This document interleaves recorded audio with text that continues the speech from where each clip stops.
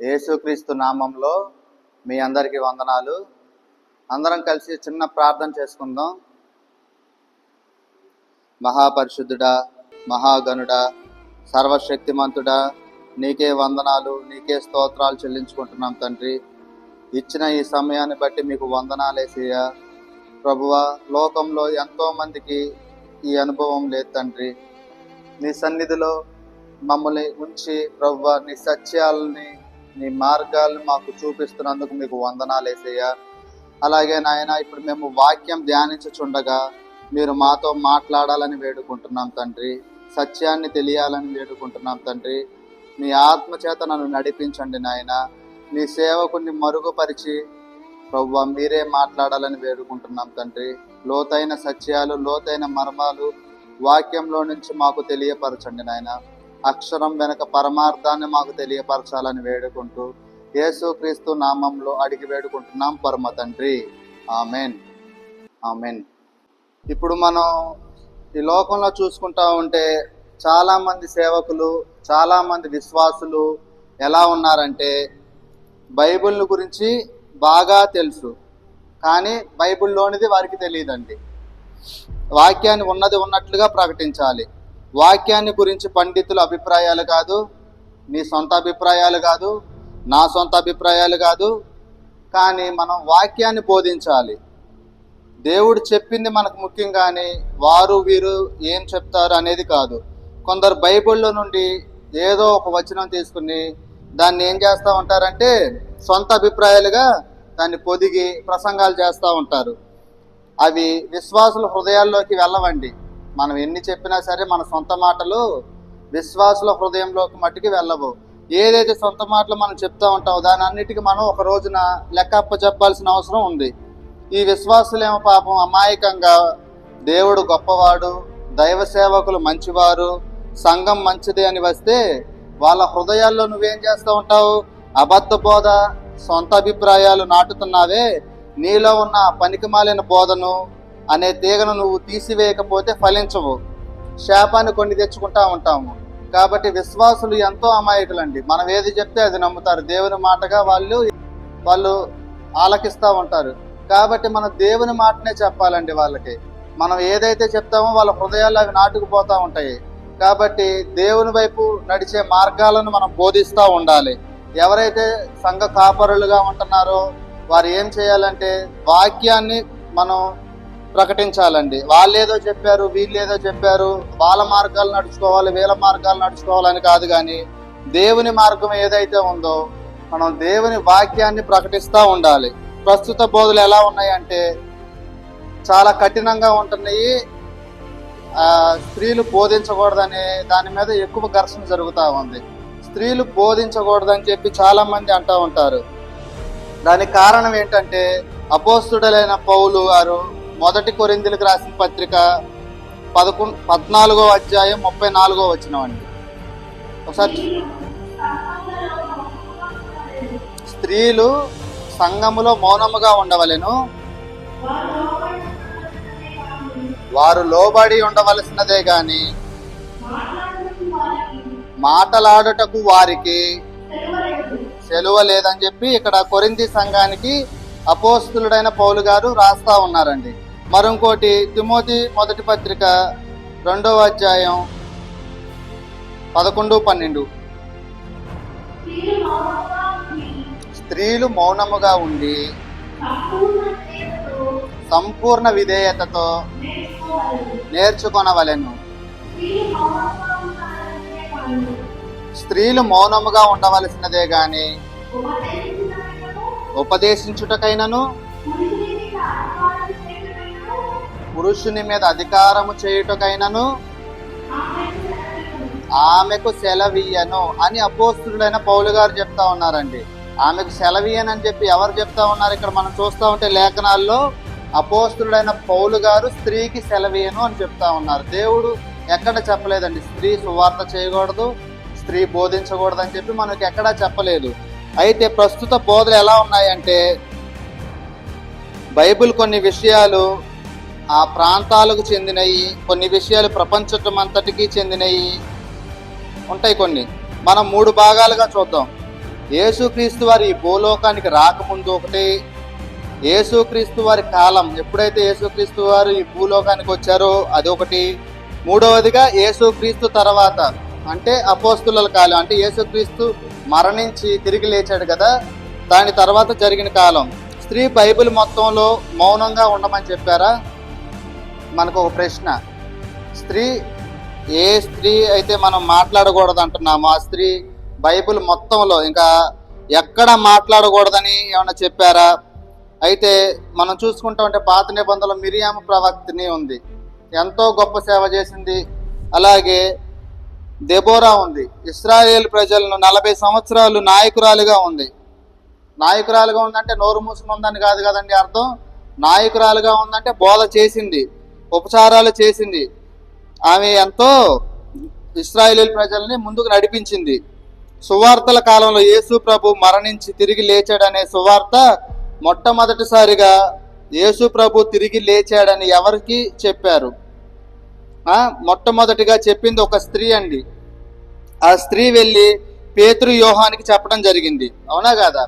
మొట్టమొదటి సువార్తికురాలు స్త్రీ అనే చెప్పాలి యేసుక్రీస్తు కాలంలో మనం చూసుకుంటా ఉంటే. అయితే యేసు ప్రభు తర్వాత ఉన్న కాలంలో పౌలు భక్తుడు కొరింథీ సంఘానికి, తిమోతి సంఘానికి ఏం రాశాడండి? మీ ఊరిలో ఉన్న స్త్రీలను నోరు మూసుకొని ఉండమని చెప్పాడు. ఎందుకు రాశాడంటే కొరింథీ సంఘంలో అదొక సమస్యగా ఉందండి, అదొక ప్రైవేట్ ఇష్యూ, అవునా కాదా? అక్కడ ఆ సంఘంలో ఉన్న క్యాండిడేట్స్, అక్కడ ఆ సంఘంలో ఉన్న స్త్రీలు రెబల్ క్యాండిడేట్స్ అయి ఉంటారండి. పురుషుల్ని మాట్లాడనిచ్చే వాళ్ళు కాదేమో, అంతా ఏమన్నా దుష్బోధలు చేసేవాళ్ళేమో, దుర్బోధలు చేసేవాళ్ళేమో, కించపరిచే వాళ్ళేమో, అలా కాదు ఇలా కాదని చెప్పి పురుషుల్ని అణిచివేసే స్త్రీలుగా అక్కడ కొరింథీ సంఘంలో ఉన్నారేమో. కాబట్టి ఆ పౌలు గారు ఏం చెప్పారు? అక్కడ స్త్రీలు మౌనంగా ఉండాలి. ఎందుకని చెప్పారు? వాళ్ళు అట్లా రెబల్ క్యాండిడేట్స్ లాగా ఉన్నారు కాబట్టి చెప్పారండి. అంతేగాని స్త్రీలు ఇంకా ఎక్కడ ఇట్లా ప్రచారం చేయకూడదు, సువార్త చేయకూడదు, ఇంకా అసలు మాట్లాడకూడదు అని ఎక్కడ చెప్పలేదండి. స్త్రీలు మౌనంగా ఉండాలంటే ఏంటి మరి దాని అర్థం? మందిరంలోనికి వచ్చి కూర్చుని పాటలు కూడా పాడకూడదు. ఆ లెక్కన మౌనంగా ఉండాలంటే సంఘంలో పాటలు కూడా పాడకూడదు, ప్రార్థనలు చేయకూడదు, ఇంకా ప్రార్థన అయిపోయిన తర్వాత ఆమెనని కూడా అనకూడదు. దాని లెక్క అదేనండి. మరి స్త్రీలు మౌనంగా ఉండాలంటే ఏంటి? దాని అర్థం అదే కదా.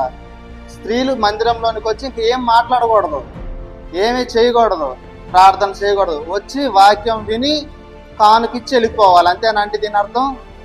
స్త్రీలు దీనికైనా దేవుడు ఏం చెప్తా ఉన్నాడు మనకి? కోత ఎంతో విస్తారంగా ఉంది, కోసేవారు లేరు, కాబట్టి ఎవరికి తగినంత వారు సువార్తను ప్రకటించమనే దేవుడు చెప్తా ఉన్నాడు. కానీ ఈ లోకంలో మనం ఏం చేస్తా ఉన్నాం? ఈ అధ్యాయంలో ఈ వాక్యాలు, ఈ వచనాలు పట్టుకుని స్త్రీలు మాట్లాడకూడదు, పెత్తనం మొత్తం నాదే, వర్షిప్ హెడ్ నేనే ఉండాలి అని పురుషులు ఏం చేస్తా ఉన్నారంటే వాక్యం చెప్పగలిగిన స్త్రీలు ఉండి కూడా వాళ్ళని అణిచివేస్తా ఉన్నారండి, వారిని పెంచనివ్వట్లేదు.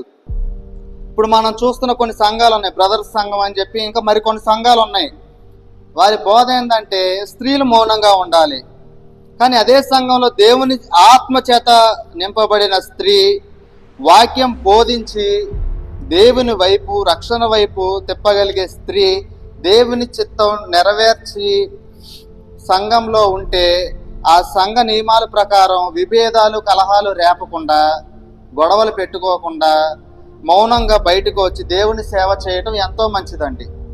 కొన్ని సంఘాలు ఉంటాయి, వాళ్ళ నియమాలు తప్పనిసరిగా పాటించాల్సిందే అని చెప్పి వాళ్ళు ఏం చేస్తూ ఉంటారు? ఎవరో చెప్పిన వాటిని పట్టుకుని వేలాడుతూ ఉంటారు. దేవుడు ఏం చెప్తున్నాడా, దేవుడు ఏం వాక్యం చెప్తుందా మనకి అనేది అసలు గ్రహించరండి. ఇట్లాంటివన్నీ చాలా బాధాకరంగా ఉంటాయి. అలాగే క్రొత్త నిబంధనలో కూడా మన అద్భుతమైన ప్రవచన వరంతో ప్రవచిస్తున్న స్త్రీలను మనం చూడొచ్చు అండి. ఉదాహరణకి ఫిలిప్పు కుమార్తెలు ఉన్నారండి. ఫిలిప్పు కుమార్తెలు ఎంతమంది అండి? 4 ఉన్నారు. ఆ 4 కూడా ప్రవచించారండి. అపోస్తుల కార్యములు 21వ అధ్యాయం 9వ వచనం.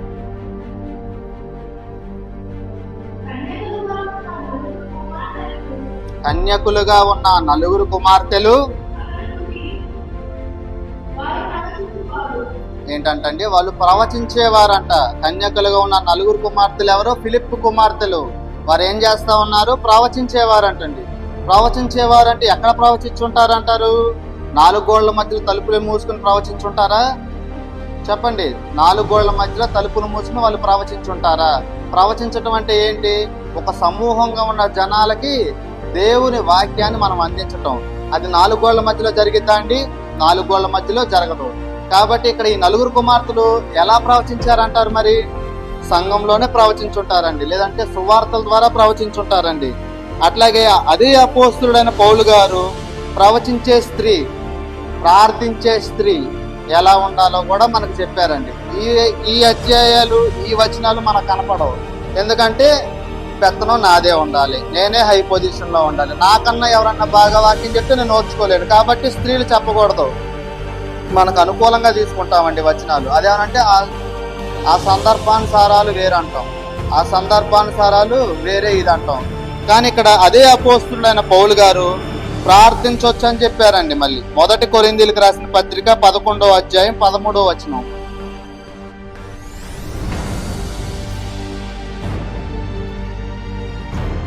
మొదటి కొరింథీయులకు రాసిన పత్రిక 11వ అధ్యాయం 13వ వచనం. మీలో మీరే యోచించుకొనుడి, స్త్రీ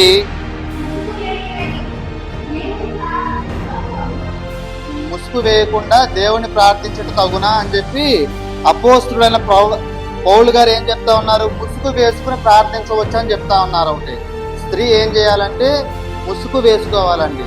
తన చున్నీ గాని, తన వస్త్రపు చెంగు గాని ఏదైతే ఉందో తల మీద వేసుకుని ప్రార్థన చేయొచ్చు. ఇంకొకటి, 1 కొరింథీయులకు రాసిన పత్రిక 11వ అధ్యాయం 5వ వచనం.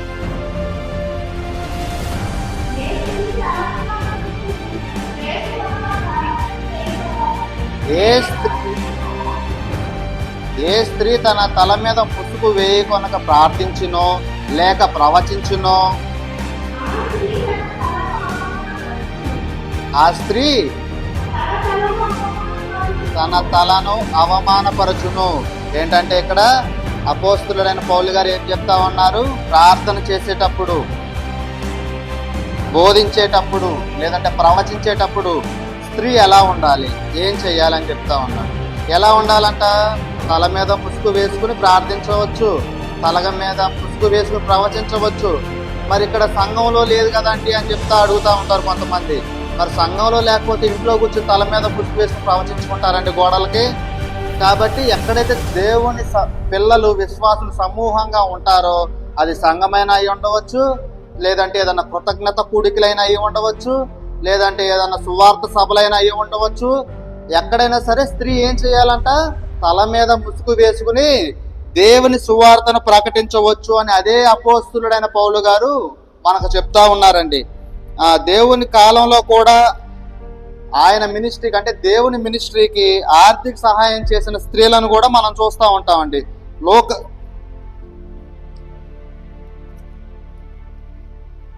లూకా సువార్త 8వ అధ్యాయం 1 నుంచి చూద్దాం.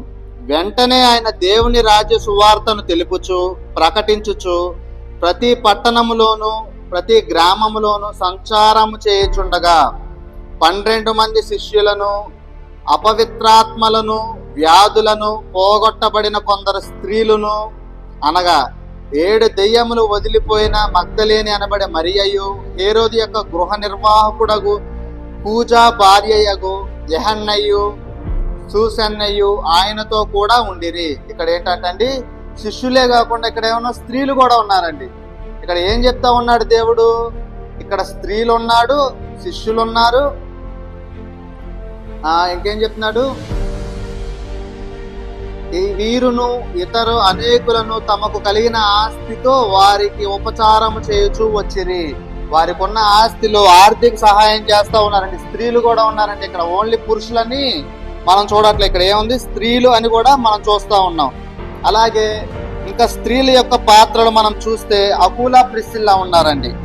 వాళ్ళ పాత్రలు ఏంటి? అపోస్తుల కార్యములు 18వ అధ్యాయం 26వ వచనం.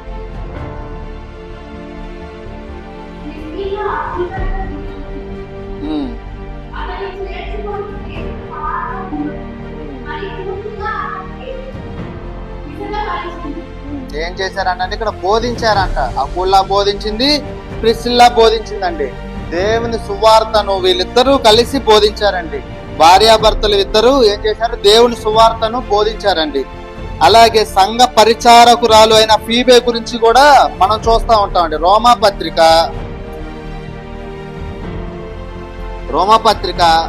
16వ అధ్యాయం మొదటి నుంచి, కేంక్రయలో ఉన్న సంఘ పరిచారకురాలకు ఫీబే అను మన సహోదరుని పరిశుద్ధులకు తగినట్టుగా ప్రభువునందు చేర్చుకొని ఆమెకు మీ వలన కావలసినది ఏదైనా ఉన్న ఎడల సహాయము చేయవలని ఆమెను గూర్చి మీకు సిఫారసు చేయుచున్నాను. ఆమె అనేకులనుకును నాకును సహాయురాలై ఉండెను. ఏంటంట? అపోస్తులుడైన పౌలు గారే రాస్తున్నారండి. ఇది సిఫార్సు లెటరు ఫీబేకి అందించారండి. ఎంతో మంది పురుషులు ఉండవచ్చు సంఘంలో, కానీ ఫీబేకి ఎందుకు అందించారంటారు? ఫీబే అక్కడ ఏమన్నా మంచి పొజిషన్లో ఉందా? సంఘ పరిచారకురాలుగా ఉంది. సంఘ పరిచారకురాలు అంటే ఏంటండి? మీరు అనొచ్చు, మళ్ళీ ఇక్కడ బోధకురాలు లేదు కదా, మీరెందుకు ఫీబే గురించి చెప్తున్నారు? ఆమె సంఘ పరిచారకురాలు కదా అనొచ్చు.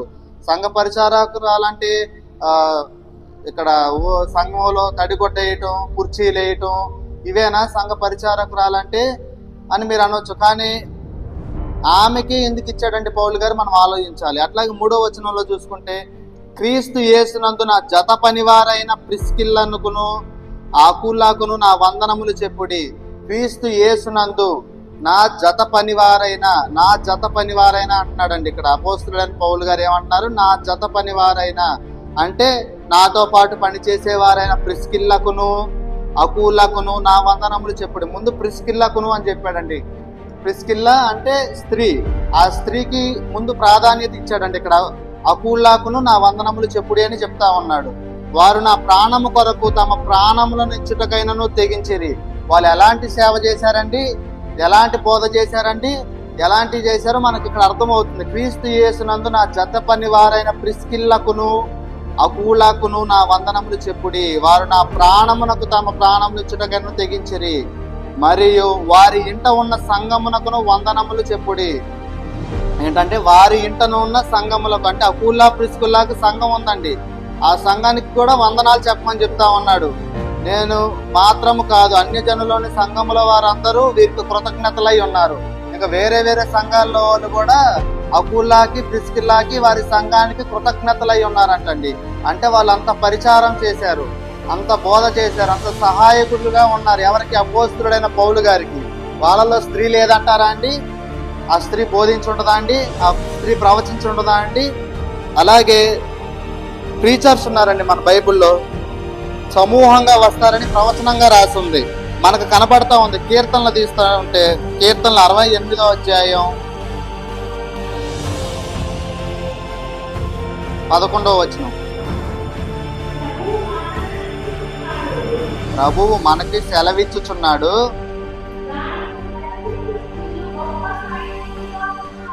దాన్ని ప్రకటించు స్త్రీలు గొప్ప సైన్యముగా ఉన్నారు. ఏంటంటే ఇక్కడ ఎట్లా ఉన్నారంట?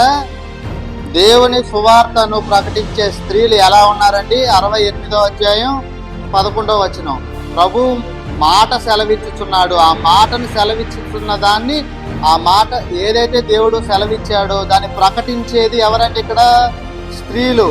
ఆ స్త్రీలు ఎలా ఉన్నారు? గొప్ప సైన్యంగా ఉన్నారంటండి. దేవుని మాటను ప్రకటించే స్త్రీలు ఎలా ఉన్నారు? గొప్ప సైన్యంగా ఉన్నారండి. అలాగే అదే అధ్యాయం 68వ అధ్యాయం 24వ వచనం, దేవా నీ గమనమును పరిశుద్ధ స్థలమునకు పోవు నా రాజుకు దేవుని గమనమును వారు చూచి ఉన్నారు.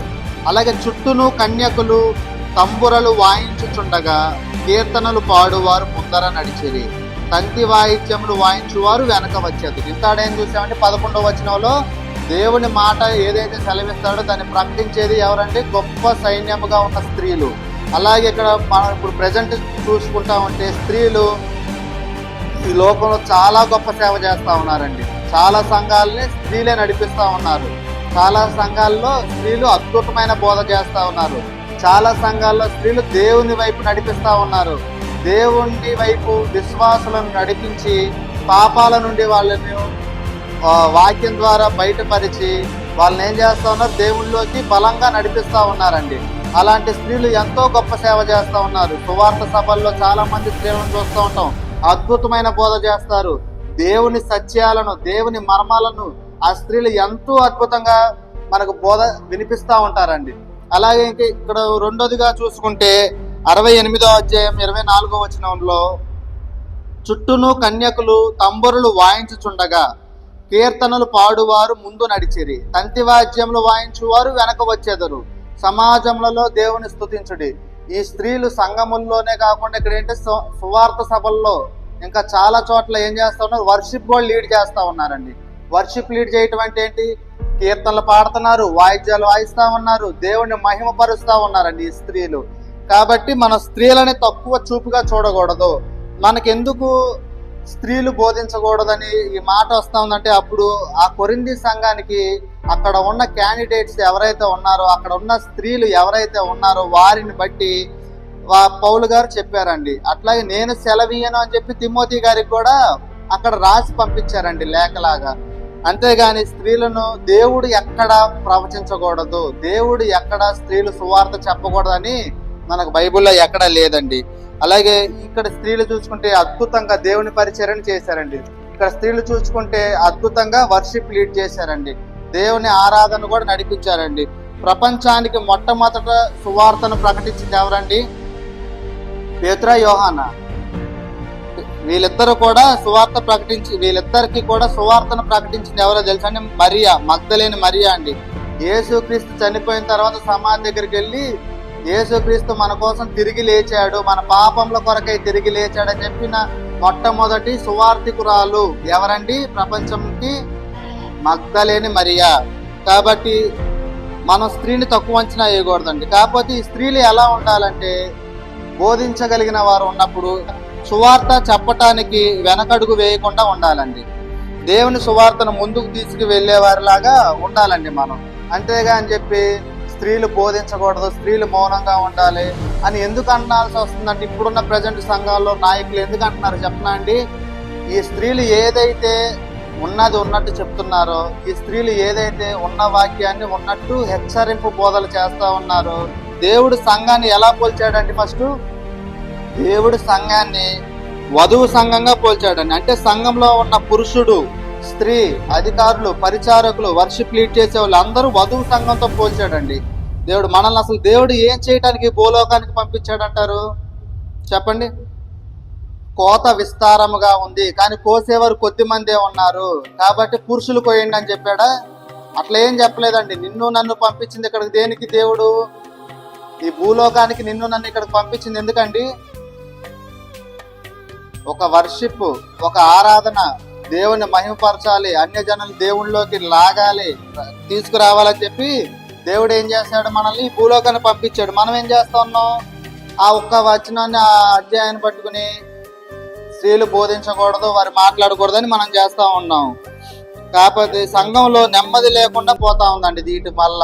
స్త్రీలు బోధించకూడదు అని చెప్పి వీటి వల్ల సంఘంలో నెమ్మది లేకుండా పోతా ఉంది. దేవుడి చిత్తం ఏంటో నీ పట్ల తెలుసుకుని ముందుకు సాగాలండి. మీరైనా సరే, నేనైనా సరే ఎవరిని విమర్శించకూడదు, ఎవరిని మనం కించపరిచే వారిలాగా మాట్లాడకూడదండి. దేవుని సువార్తను ఎవరైనా ప్రకటించవచ్చండి. దేవుని సువార్తను తలాంతులు ఉన్నవారు, దేవుని సువార్తను స్త్రీలైనా సరే, పురుషులైనా సరే, దేవుని చేత ఎన్నుకొనబడిన వారు ఎవరైనా సరే ప్రకటించవచ్చండి. ఇది చాలా సీరియస్ మ్యాటర్ అండి. చాలా సీరియస్ గా తీసుకోవాల్సిన అవసరం ఉంది మనకి. అర్థమవుతుందా? కాబట్టి దేవుడు ఎవరైతే ఎన్నుకున్నారో, స్త్రీలను ఎన్నుకుంటాడు, పురుషుల్ని ఎన్నుకుంటారు, యవనస్తుల్ని ఎన్నుకుంటారు, పిల్లలను కూడా ఎన్నుకుంటాడండి దేవుడు. కానీ ఆ మాట్లాడే శక్తిని దేవుడు వాళ్ళకి అనుగ్రహిస్తాడండి. లేదంటే వారు అక్కడ నుంచున్నా సరే మాట్లాడలేరండి. దేవుడి చిత్తం లేకుండా, దేవుడి తలాంపులు లేకుండా వారు అక్కడ నుంచున్నా సరే మాట్లాడలేరండి. కాబట్టి స్త్రీలు బోధించవచ్చా, స్త్రీలు ప్రవచించవచ్చా, స్త్రీలు వర్షిప్ చేయవచ్చా, స్త్రీలు మాట్లాడవచ్చా అనే నినాదాన్ని మనం కొట్టిమిట్లాడుతూ ఉన్నామండి. దీన్ని కాకుండా దేవుడు ఏం చెప్తా ఉన్నాడు, బైబిల్ ఏం చెప్తా ఉంది, ఎవరు చెప్తే ఏంటి వాక్యం, దేవుడు చెప్పిన మాటలను మనం గ్రహించే స్థితిలో ఉండాలండి. మనకు ఆ శక్తిని కావాలని చెప్పి మనం ప్రార్థన చేసుకుంటా ఉండాలి. మనం దేవుడిని అడగాలండి, నాకు ఆ శక్తిని ఇవ్వండి ప్రభువా, గ్రహించే శక్తిని ఇవ్వండి ప్రభువా అని చెప్పి మనం ఏమైనా చేయాలి? దేవుడిని అడగాలి. అప్పుడు దేవుడు మనకు గొప్ప సంగతులను బయలుపరుస్తూ ఉంటాడండి. కాబట్టి మనం దేవుడి వైపే ఎక్కువ చూడాలి, వాక్యం వైపు ఎక్కువ చూడాలి. వాక్యం ఏం చెప్తుందా అని చూడాలి. వాళ్ళు ఏం చెప్తున్నారా, వీళ్ళు ఏం చెప్తున్నారా, వాళ్ళు ఏం చెప్తారు, వీళ్ళు ఏం చెప్తారు అని చెప్పి మనం చూసామనుకోండి, మన ఆత్మీయ స్థితిలో మన ఆత్మీయ దివిటీలు వెలిగించబడి ఉన్నాయి, ఆరిపోతాయండి. అప్పుడు మనం నిత్యనాశనానికి వెళ్ళటానికి అవకాశం ఉంటుంది. మనం పరలోక రాజ్యానికి వెళ్ళాలి, అన్య జనులు పరలోక రాజ్యానికి తీసుకెళ్ళాలి, మనం కొంతమంది ఆత్మలనైనా రక్షించి ఉండాలని చెప్పి మనకి హృదయంలో ఉండాలండి. అప్పుడే మనం దేవుడి రాజ్య సువార్తను ప్రకటించగలం. అది స్త్రీ అయినా పురుషుడైనా ఎవరైనా సరే. దేవుడు ఎక్కడా చెప్పలేదండి స్త్రీ మాట్లాడకూడదు, దేవుడు ఎక్కడా చెప్పలేదండి స్త్రీ సువార్త చేయకూడదు, దేవుడు ఎక్కడా చెప్పలేదండి స్త్రీ ప్రవచించకూడదు, దేవుడు ఎక్కడా చెప్పలేదండి స్త్రీ ఎక్కడ ప్రార్థన చేయకూడదని. మనం ఏం చేస్తా ఉన్నాం, ఆ ఒక్క అధ్యాయాన్ని పట్టుకుని అక్కడ ఏ సందర్భంలో చెప్పాడు అనేది మనం చూడమండి. అక్కడ స్త్రీలు ఎలా ఉన్నారో మనకు తెలియదండి. అందుకని చెప్పి పౌలు గారు అక్కడ రాశారండి. అయినా మళ్ళీ పౌలు గారు చెప్పారు, నా విశేష జ్ఞానంతో కొంత రాశానని చెప్పి. కాబట్టి మనం ఏం చేయాలంటే దేవుణ్ణి అడగాలి ఎక్కువ. దేవా, నాకు జ్ఞానాన్ని ఇవ్వు, సత్యాన్ని గ్రహించే జ్ఞానాన్ని ఇవ్వు, నీ మార్గాన్ని నడుచుకునే జ్ఞానాన్ని ఇవ్వు. చాలా మంది సేవకులు ఏం చేస్తూ ఉంటారంటే ముఖస్థుతులు చేస్తూ ఉంటారండి. ఏం చేస్తూ ఉంటారు, ఎవరన్నా వచ్చినప్పుడు వారికి తగినట్టుగా వారు బోధ చేస్తూ ఉంటారు. వారికి ఏ బోధ అయితే నచ్చిందో వాళ్ళు చెవులు కొరుకుతూ ఉంటారండి. అట్లాంటి బోధ దేవుడికి దృష్టిలో అసహ్యకరంగా ఉంటుంది. దేవుడి దృష్టిలో నువ్వు అసహ్యకరంగా ఉంటావు. కాబట్టి దేవుని దృష్టిలో మనం నీతిమంతుడిగా యథార్థవంతుడిగా బోధ చేయాలి. ఎవరైనా సరే, ఏ సేవకుడైనా సరే, బోధ చేయగలిగిన తలాంతం ఉన్న శక్తి కలిగిన వారు ఎవరైనా సరే, దేవుని దృష్టికి మన బోధ ఎలా ఉండాలి, నీతిమంతునిగా యథార్థంగా మన బోధ ఉండాలండి. వాక్యాన్ని ఉన్నది ఉన్నట్లుగా ప్రకటించే బోధ మనకి కావాలని చెప్పి మనం ప్రార్థన చేయాలండి. దేవుడి మాటలను దీవించును గాక. దేవుడు మనకిచ్చిన ఈ సువార్తను మనం ప్రకటించే వారిలాగా ఉండాలి. దేవుడు మనకిచ్చిన ఈ సువార్తను మనం ప్రకటించాలి. అది స్త్రీ అయినా కావచ్చు, పురుషుడైనా కావచ్చు. కాబట్టి మనం అందరం కలిసి ప్రార్థన చేసుకుందాం. నా మాటల్లో ఏమైనా దోషాలు ఉన్నా సరే, తప్పులు మాట్లాడినా సరే, మీరు అందరు దయతో నన్ను క్షమించండి. మనం వాక్యాన్ని ఉన్నది ఉన్నట్లుగా మటుకు మనం ధ్యానించుకుందాం, ఉన్నది ఉన్నట్లుగా బోధించుకుందాం, వాక్యం వెనకాల పరమార్థాన్ని తెలుసుకుందాం, వాక్యంలో ఉన్న సత్యాలను గ్రహించుకుందాం. దేవుడి మాటలను దీవించును గాక. చిన్న ప్రార్థన చేసుకుని ముగించుకుందాం. పరిశుద్ధుడా, మహాగరుడా, సర్వశక్తిమంతుడా, నీకే వందనాలు నాయనా. ప్రభువా, అజ్ఞానంలో ఉన్న మమ్మల్ని ప్రభువా జ్ఞానంలోనికి తీసుకొస్తున్న దేవా, నీకే వందనాలు తండ్రి. ప్రభువా, తెలిసి తెలియక ఎన్నో తప్పుడు బోధలు వింటా ఉంటాం తండ్రి. ప్రభువా, వాటిని అనుసరించకుండా మాకు దయచేయండి తండ్రి. ప్రభువా, ఎలా ఉండాలో, ఎలా మాట్లాడాలో, ఎలా వినాలో మాకు దయచేయండి తండ్రి. ప్రభువా, నీ దగ్గరికి పరిగెత్తే పాదాలు మాకు దయచేయండి తండ్రి. ప్రభువా, నీ మాటలు వినే చెవులు మాకు దయచేయండి తండ్రి. ప్రభువా, నిన్ను స్తుతించే పెదవులు మాకు దయచేయండి తండ్రి. ప్రభువా, నిన్ను చూసే కన్నులు మాకు దయచేయండి తండ్రి. ప్రభువా, మీరే ప్రతి విషయంలో మాకు తోడా నీడగా ఉండి నడిపించండి తండ్రి. ప్రభువా, ఏది సత్యమా ఏది అసత్యమా అని గ్రహించగలిగిన శక్తిని మాకు దయచేయండి తండ్రి. ప్రభువా, అబద్ధ బోధకులని ప్రభు అణిచివేయండి తండ్రి. ప్రభువా, మీరే మాట్లాడాలని వేడుకుంటున్నాం తండ్రి. ప్రభువా, మీరే అట్లాంటి బోధకుల్ని, అట్లాంటి సేవకులు మార్చాలని వేడుకుంటున్నాం తండ్రి. ప్రభువా, ఎవరు ప్రభువా దేనికి ఆశించకుండా ప్రభువా ఉన్నది ఉన్నట్టుగా సత్యాన్ని ప్రకటించే బిడ్డలుగా ఉండటానికి సహాయం చేయమని యేసుక్రీస్తు వారి అతి శ్రేష్టమైన నామంలో మిమ్మల్నే వేడుకుంటున్నాం పరమ తండ్రి. ఆమేన్.